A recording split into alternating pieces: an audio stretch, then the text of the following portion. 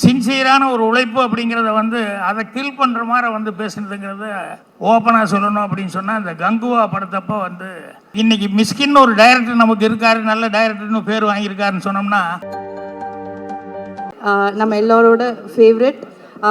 இவரை பற்றி நிறைய விஷயங்கள் சொல்லலாம். இவரோட படங்கள் எல்லாருமே அப்படி ரசித்து பார்த்துருக்கோம். திரைக்கதை ஜாம்பவான் அப்படின்னா அது மிகையாகாது. திரு கே பாக்யராஜ் அவர்களே ஒரு சில வார்த்தைகள் பேச அழைக்கிறோம்.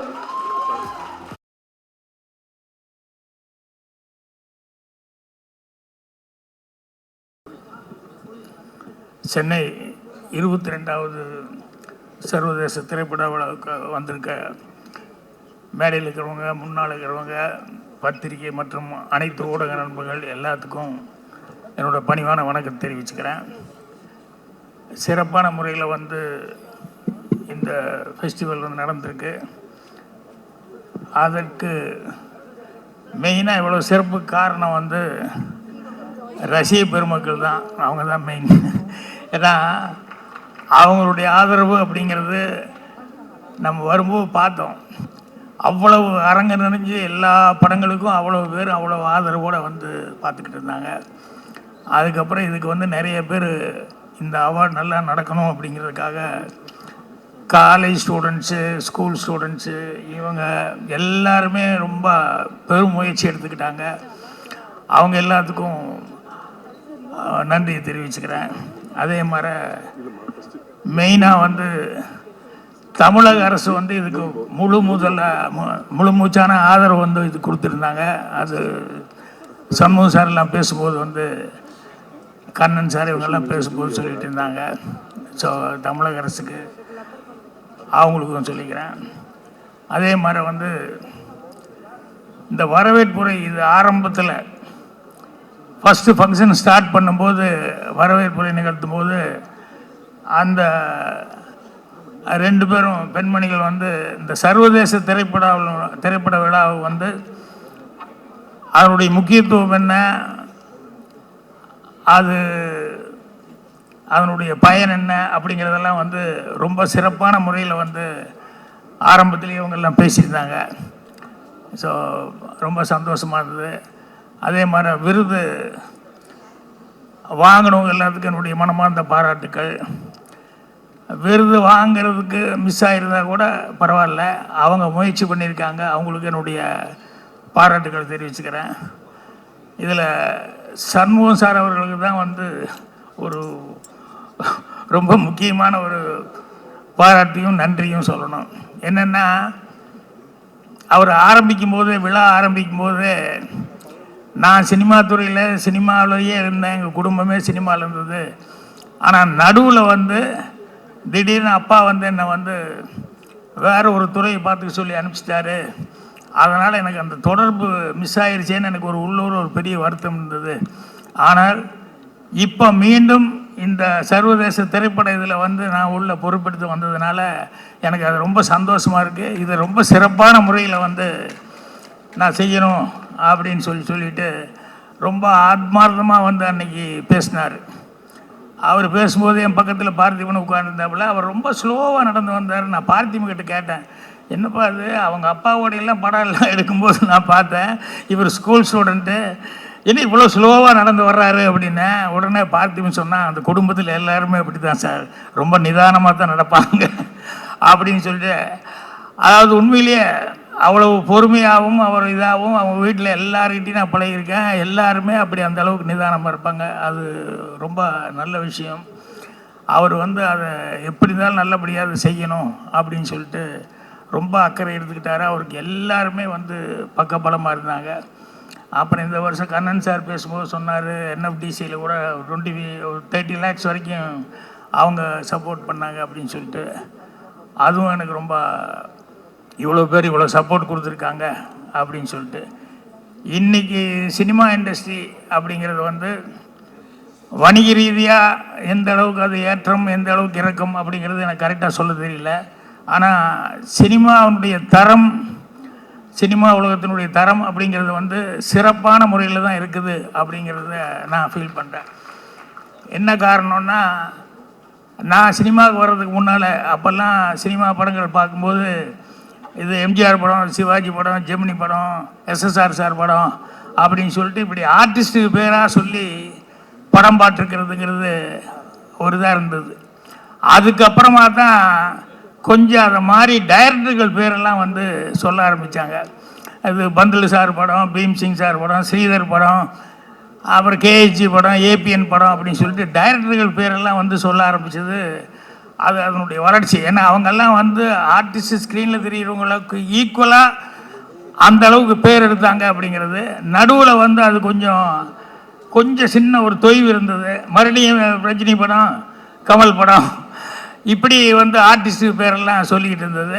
ஆனால் இன்றைக்கி கரண்ட்டில் பார்த்தீங்கன்னா வெற்றிமாறன் படம், பாலா படம், ரஞ்சித் படம், இப்போ மாரி செல்வராஜ் வந்து அவார்டு வாங்கினார், அவர், மிஸ்கின்னு, இப்படி எல்லோரும் அந்த டைரக்டர்ஸ் பேரை சொல்லி இன்றைக்கி வந்து அந்த படங்களை வந்து சொல்கிறாங்க அப்படின்னு சொல்கிற அளவுக்கு இன்றைய காலகட்டத்தில் வந்து அவ்வளோ வளர்ச்சியாக இருக்குது அப்படிங்கிறது வந்து ரொம்ப ரொம்ப சந்தோஷமான ஆரோக்கியமான ஒரு சமாச்சாரம். ஸோ எல்லாத்துக்கும் என்னுடைய அந்த டைரக்டர்ஸ், இண்டஸ்ட்ரியில் இந்த அளவுக்கு பேர் வாங்கி கொடுத்த டைரக்டர்ஸுக்கெல்லாம் என்னுடைய பாராட்டுக்களை தெரிவிச்சுக்கிறேன், நன்றியும் தெரிவிச்சுக்கிறேன். அதே மாதிரி ஒரே ஒரு சின்ன ரிக்வெஸ்ட் என்னென்னா, அந்த மீடியாவில் எல்லாருமே உங்களுடைய ஒத்துழைப்புலையும் உங்களுடைய உதவியில், இன்னும் சொல்லப்போனால் ஸ்ட்ராங் ஃபவுண்டேஷன் கிடைக்கிறதே எங்கள் எல்லாத்துக்குமே, சினிமாவில் இருக்கிற எல்லாத்துக்குமே எல்லா மீடியாக்கள் மூலமாக தான். அது எல்லாருமே உணர்ந்து அதை ரொம்ப அப்ரிஷியேட் பண்ணி எல்லாருமே வந்து அது ஒரு நன்றியோடு பார்த்துக்கிட்டு இருக்கிறோம்.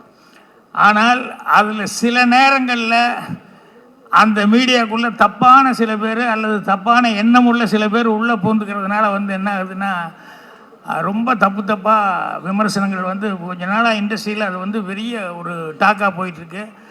ஓப்பனாக சொல்லணும் அப்படின்னு சொன்னால், இந்த கங்குவா படத்தப்போ வந்து ரொம்ப ரொம்ப எனக்கு கஷ்டமாக இருந்தது.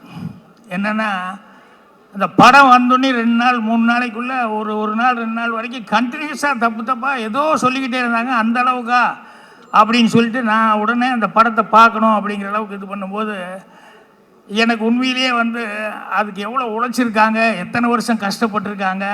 ஏன்னா யாருமே தப்பான விஷயத்துக்கு யாருமே கஷ்டப்பட மாட்டாங்க. ஜனங்கக்கிட்ட போகும்போது ஒரு படம் வந்து சில நேரங்களில் கொஞ்சம் இப்படி அப்படி நல்லா இருக்குது, நல்லா இல்லை, சுமாராக இருக்குது அப்படின்னு சொல்லி பேர் வர்றதுங்கிறது ஓகே. ஆனால் முதல் நாள் 2வது நாள்லேருந்தே அதை பற்றி தப்பாக பேசி அதுக்கு யாருமே வராத அளவுக்கு ஒன்று பண்ணுறதுங்கிறது நினைக்கும் போது ரொம்ப கஷ்டமாக இருக்குது. ஏன்னா எனக்கு தெரிஞ்ச அன்னைக்கிளி படம் வந்தப்போ 2 நாள் 3 நாள் வரைக்கும் அந்த படத்துக்கு வந்து ஒரு இதில், அப்புறம் மவுத்து டாக் வந்ததுக்கப்புறம் அந்த படம் பிரமாதமாக அந்த படம் அந்த அளவுக்கு ஓடிச்சு. அதே மாதிரி மிஸ்கின் அவர் ஃபஸ்ட்டு அந்த படம் எடுத்துகிட்டு அந்த படம் நான் வந்து ப்ரிவியூ பார்த்துட்டு நான் ரொம்ப வருத்தப்பட்டு சொன்னேன், ஏங்க எந்த விளம்பரமும் இல்லாமல் என்னங்க இப்படி படம் ரிலீஸ் ஆகிருக்கு, இது 4 பேர்த்துக்கு போட்டு காமிச்சு அவங்களுடைய இதெல்லாம் முக்கியமான டைரக்டர் சிட்டியெல்லாம் வாங்கிட்டு நீங்கள் விமர்சனம் வாங்கிட்டு நீ படம் ரிலீஸ் பண்ண வேண்டாமா அப்படின்னு சொல்லிவிட்டு, இல்லை சார் ஒரு நெருக்கத்தில் பண்ணிட்டோம் அப்படின்னேன். அப்புறம் இதை போய் ஆஸ்கார் ரவிச்சந்திரன் கிட்ட கொண்டு போய் காமிச்சேன்னா, சார் இவ்வளோ சொல்லியிருக்காருன்னா படம் அப்படியா அப்படின்னு சொல்லிவிட்டு அவர் இன்னொரு தடவை படம் போடுங்க அப்படின்னு சொல்லிவிட்டு, அதுக்கப்புறம் படத்தை போட்டு பார்த்ததுக்கப்புறம் ஆஸ்கார் ரவிச்சந்திரன் அவர்கள் ஒரு 15 நாள் அதுக்கு வந்து எவ்வளோ பப்ளிசிட்டி கொடுக்குறோமோ கொடுத்து பூஸ்ட் பண்ணி ரீரிலீஸ் வந்து அந்த படத்தை பண்ணார்.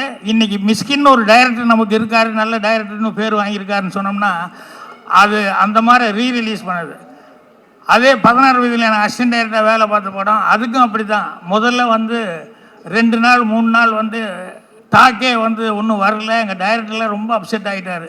நான் ரொம்ப கான்ஃபிடண்ட்டாக இருந்தேன். ஒரு தேட்டருக்காரர் வந்து என்னையா படம் எடுத்திருக்கேன் அப்படின்னு சொல்லி எங்கள் டைரக்டர் வந்து அம்மன் கிரியேஷன் ஆஃபீஸ்லேயே வந்து பேசி, அப்புறம் 2 நாள் 3 நாள் பப்ளிசிட்டி வந்ததுக்கப்புறம் பார்த்தீங்கன்னு சொன்னால், அதுக்கப்புறம் அந்த 16 வயதில் அதில் வேலை பார்த்த எல்லாத்துக்குமே மிகப்பெரிய பேர் இன்றைக்கி வரைக்கும் ஸ்டாண்ட் பண்ணுறதுக்கான ஒரு வாய்ப்புகள் கிடைச்சிது. அதனால் மவுத்து டாக் வந்து ஒரு படத்தில் என்ன வேணாலும் நடக்கலாம், அது வேறு. ஆனால் மீடியா கிடச்சிருச்சு அப்படிங்கிறதுக்காக சில தப்பான ஆட்கள் உள்ளே நுழைஞ்சிக்கிட்டு அது மூலமாக வந்து என்னென்ன பேசக்கூடாதோ அதெல்லாம் பேசி ஒரு படத்தை வந்து ரொம்ப இது பண்ணுறாங்க அப்படின்னு சொல்லும்போது, அது வருஷக்கணக்கில் கஷ்டப்பட்டு எடுத்து அந்த டெக்னீஷியன்ஸு அந்த நடித்தவங்க அவங்களுக்கெல்லாம் எவ்வளோ மனசு கஷ்டமாக இருக்கும் அப்படிங்கிறத நினைக்கும் போது ரொம்ப இதாக இருந்தது. நான் அந்த கங்குவா படம் பார்க்கும்போது உண்மையிலேயே கதையை வந்து சில நேரங்களில் வந்து ஃப்ளாஷ்பேக்கில் சொல்லி ப்ரெசென்ட்டில் சொல்லி இப்படி சொல்லும்போது ஏதாவது ஸ்க்ரீன் பிளேயில் வந்து சீன்ஸு கொஞ்சம் முன்ன பின்ன வரலாம், அப்படி இருக்கலாம். அது ஜனங்க பார்த்து முடிவு பண்ணணும். ஆனால் அதில் உழைப்புங்கிறது வந்து சின்சியரான ஒரு உழைப்பு அப்படிங்கிறத வந்து அதை கில் பண்ணுற மாதிரி வந்து பேசுனதுங்கிறது தப்பான ஆட்கள் தான். அந்த மீடியா கையில் கிடைச்ச உடனே அதை வச்சுட்டு பேசிட்டாங்க. அது ரொம்ப கஷ்டமாக இருந்தது. அதனால் மீடியாக்கள் வந்து நீங்கள் கொஞ்சம் கேர்ஃபுல்லாக இருந்தீங்கன்னா இண்டஸ்ட்ரிக்கு வந்து அந்த அளவுக்கு ஒரு பாதிப்புங்கிறது வராத அளவுக்கு இருக்கும் அப்படின்னு சொல்லி அதுதான் என்னுடைய ரிக்வெஸ்ட்டாக வச்சுக்கிறேன். மற்றபடி இப்போ பாராட்டுதல் அவார்டு வாங்கினவங்க எல்லாத்துக்கும் என்னுடைய பாராட்டுக்களை வந்து தெரிவிச்சுக்கிறேன். அரவிந்த் சாமி அவர் சொல்லும்போது சொன்னார், பாக்யராஜ் சார் அவர் தான் போட்டாங்க, அதுக்கப்புறம் அவர் ஷூட்டிங் போகிறதுனால என்னால் அவரும் எவ்வளவெல்லாம் படங்கள் செஞ்சுருக்காரோ அதனால் அவரும் ரொம்ப தகுதியான ஆள் தான். அவரும் அவர் கூட இருந்தவங்க எல்லாருமே சேர்ந்து நல்ல படங்களை தான் செலக்ட் பண்ணிக்காங்க. ஸோ எல்லாத்துக்குமே என்னுடைய வாழ்த்துக்களை தெரிவிச்சுக்கிறேன்.